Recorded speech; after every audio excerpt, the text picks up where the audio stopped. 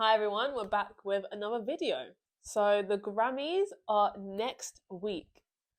I hope it's next week. I've planned this so the Grammys is out next week. So hopefully it's out next week or this coming week, however you want to say it. Anyway, yes, the Grammys are coming up next week. I have got this on me because it is a bit cold. And I just hate the cold. But anyway, and it's like, do many people even watch the Grammys often now? I don't know, but for some reason, I don't think the Grammys are as iconic as I thought they used to be. Maybe a decade or two or three ago. The Grammys, as we know, is one of the biggest, the biggest music award show in the music industry. Most artists value themselves on how many Grammys they have or don't have. No shade. No shade to anyone who ain't got a Grammy yet. The first Grammys was in 1959 and had some legends like Frank Sinatra and Dean Martin there. And since then, it's been running every single year. And I mean every single year, even during the pandemic. The pandemic, that was a weird time for everyone because all the artists were seated with masks and it barely looked like it was anyone there other than like 40 celebrities. Beyonce was there, but I don't think the other stars even knew she was there. I remember when Meg Thee Stallion won an award and Beyonce came up and she was like, Beyonce's here. But yeah, the award season during the pandemic was just like different. The most regarded award there is, the Big Boy Award, you could say, is the Album of the Year award. You can have any other award you like, but most other artists want that Big Boy Album of the Year award. And some artists haven't been able to get that, such as Beyonce. Some artists have been able to achieve having this award, such as Celine Dion, Whitney Houston, Bruno Mars, Stevie Wonder, Adele, Taylor Swift 4 times? And some other artists too. And yet, out of all these artists, Beyonce has yet to win this award, despite being the most awarded person in Grammy history. Isn't that crazy? Like, she's had hit albums, and none of them have been able to win her the Album of the Year award. For me, I really thought she would have got it to Lemonade, but obviously she lost it to Adele. And then I thought Renaissance, but then she lost it to Harry Styles. And if I'm honest, her country album, Cowboy Carter, which was nominated for 11 Grammys, including 5 in the country American roots music field, I hope wins. I hope wins. I think we all know that at least Beyonce deserves Album of the Year award. But let's just take a little trip down memory lane to see who actually has won the awards. The first black woman to win Album of the Year was Natalie Cole in 1992 for her album Unforgettable with Love. Then it was Whitney Houston for her album The Bodyguard, which was the soundtrack for the movie The Bodyguard with Kevin Costner. Lauryn Hill was the last black woman to win the award, and this was 26 years ago in 1999 at the 41st Grammy Awards show. I'm sure we've all seen the picture of Miss Lauryn Hill holding all her awards in her arms. Yeah, she won Album of the Year, Best R&B Album, Best New Artist, Best R&B Song, and Best Female R&B Vocal Performance. To be honest, she deserves all of it. To this day, that album is iconic and is considered the best album ever. Like, literally, just last year, Apple Music considered it one of the greatest albums of all time. And considering where Lauryn Hill was in her career, this was pretty cool. Lauryn was only 23 when she released the album. The album was during the hiatus of the Fugees. The Fugees was a trio with Lauryn Hill, YSF Jean, and Pras Michael. They were active from about 1992 until 1997, 1998. The group broke up due to problems and tensions, which I guess happens in groups after a while. Their most known songs are probably Ready or Not, which has so many other renditions, Fujila, and Killing Me Softly. Their second album, The Score, came out in 1996, and that was their most popular album. It was nominated by the Grammys for Album of the Year, but lost to Celine Dion, Falling Into You. YSF and Lauryn were the main singers and were also in a relationship for some of the time they were in the group. And considering the miseducation of Lauryn Hill has a number of love-inspired songs, apparently, a lot of it was about her relationship with YSF. The timelines were that close together. Her hit songs off the album were Do Up, The X Factor, Tell Him, I Used to Love Him, Everything is Everything, and honestly, the list goes on. Like, she really ate with that album. It garnered 4,200,000 copies in the first week, which was the biggest any woman had ever sold to that date, and now has more than 20 million copies sold worldwide and is one of the best-selling albums ever. As I mentioned earlier, Lauryn was 23 at the height of her career, and I can't really pinpoint the height of Beyonce's career, if I'm honest. People could say the VMAs or when she headlined Coachella, but I feel like despite these big moments for Beyonce, she was never really that young. Like, yes, Beyonce was in stardom from the age of like, I don't know, 15, but she was also in a group for a big chunk of the start of her career and didn't endure the pressures that Lauren did probably in her early 20s. Beyonce's Crazy in Love was big and her album Dangerously in Love was huge, but I don't think it was Lauryn Hill huge. Beyonce is now what Lauren was when she was 23 years old. And yes, Lauryn Hill deserved her Grammy win, but why is she the last black woman to do so? The fact that Taylor Swift has won that award 4 times really needs to be studied. Not by me, I don't know, maybe by me, but I don't know. I think that is insane. Like, I am not a Swiftie and I don't actively listen to Taylor Swift. But last year when she won, I didn't even realize she had an album out. I'm not gonna lie. For me, to win an award like that, most people should be able to realize that the album was at least out, whether you hear it or not. Like, when Harry Styles won in 2023, I didn't listen to the album, but I at least knew some of the songs and realized that he had an album out. Not saying he should have won, but you know. Album of the Year sends a powerful message on the cultural impact that the artist has had, making Beyonce's losses from winning that category really big. Beyonce has been nominated for the award 4 times as a solo artist, but clearly has lost each time.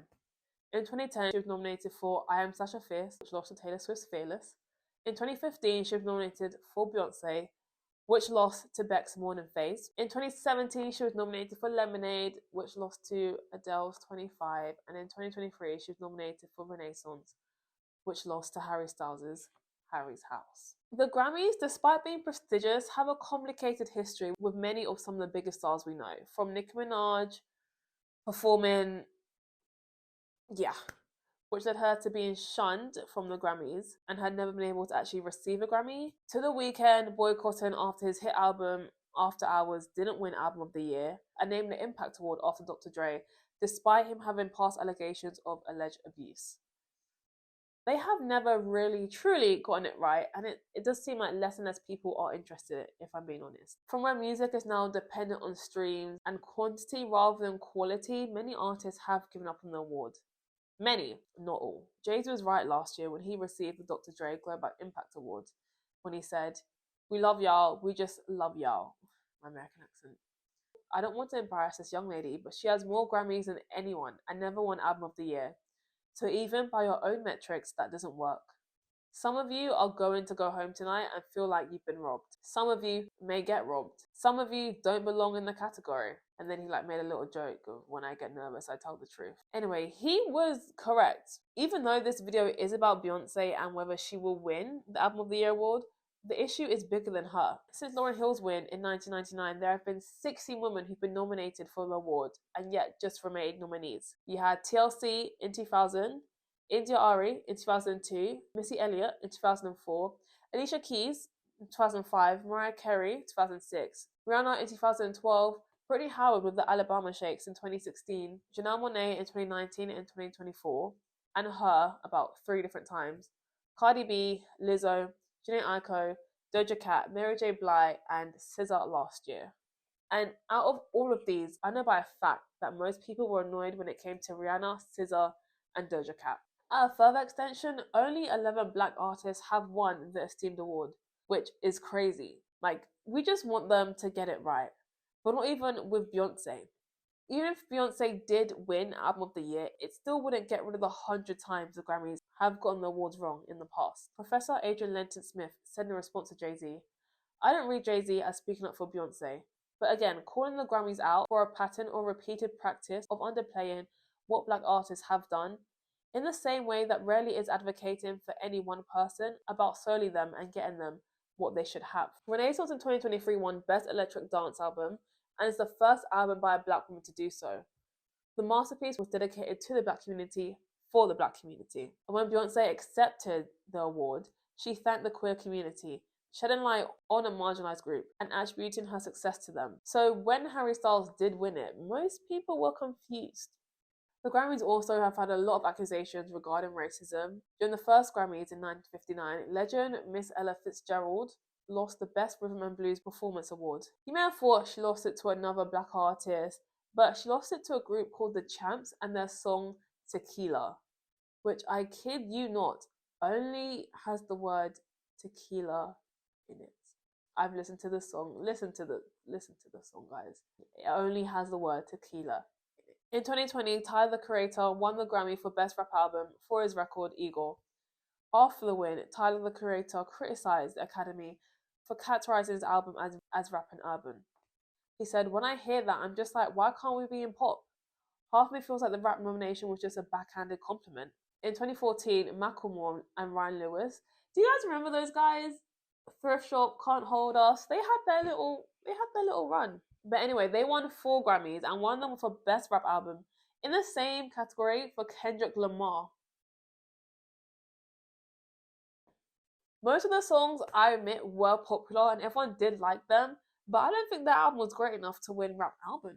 Even Macklemore didn't think so. Remember when he sent that text message to Kendrick and then put it on his Instagram, basically apologizing for winning the award and stealing it from him?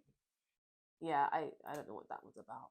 Now, there has been concerns that the list of black artists the show chooses to elevate isn't the best. A.D. Carson, a professor of the hip-hop at the University of Virginia, wrote for the Washington Post in 2022, saying that there's a trend of respected rap artists being overlooked in favour of those who crossed over into the pop music and gained the most white fans. Like, everything is just, yeah, it's not great. Even the ratings for the award show was low. Much like any other award show, because who really watches TV anymore? It seems that the response has been going down within themselves by them shunting to earlier ceremonies. It's interesting because even though Beyonce received the most Grammy nominations of any other artist this year, she didn't get a single recognition from the Country Music Association Award, despite having a country album. At this point, Beyonce has shown that she doesn't really need to win any of the Grammys to show her importance or impact in the industry. The Grammys like to make a spectacle of her and make her presence known every year, but never really give her the flowers she truly deserves. So yeah, Beyonce doesn't really need the Grammys. The Grammys need Beyonce. They need her to show up because at the end of the day, she is the celebrity. Without a small appearance of the star, I'm sure many people would be likely to just not even bother watching and instead watch it on YouTube or TikTok with the most important clips. That's what I do anyway. I don't think I've ever watched the Grammy Awards show live. But that's probably because I don't live in the US. But anyway, you get my point. It will be interesting to see if Beyonce will actually win Album of the Year this year. I feel like we're gearing up to her last few albums. Hopefully not, but honestly, I feel like we're gearing up to the last few albums. So hopefully the Grammys do give her flowers, because if not, I don't see her coming to the Grammy show within the next 5 years. I'm sorry. I did not see it happening. She's going to say deuces, release her music, go on tour, and that is that. Both the CMA Awards and the Grammys hold quite a weight in the country's music industry, so it's interesting to see how the award shows treat someone who is considered one of the best artists of the 21st century. Literally. But that's all from me. Will you be tuning in to watch the Grammys? Do you even care about the Grammys? Does anyone who's not even an artist care about the Grammys anymore? Truly. Like, I know I won't be up for it, but the next day I will be on Twitter finding out who won what. Let me know if you're going to tune into the Grammys in the comment section below. Do you think Beyonce should win for Album of the Year with her album Cowboy Carter? Or do you think she should have won it for an award in the past? I'm Tuna Journalist. Thank you for watching my video. Please let me know what you thought of it. Please like, comment and subscribe. And we should be back next week with another video.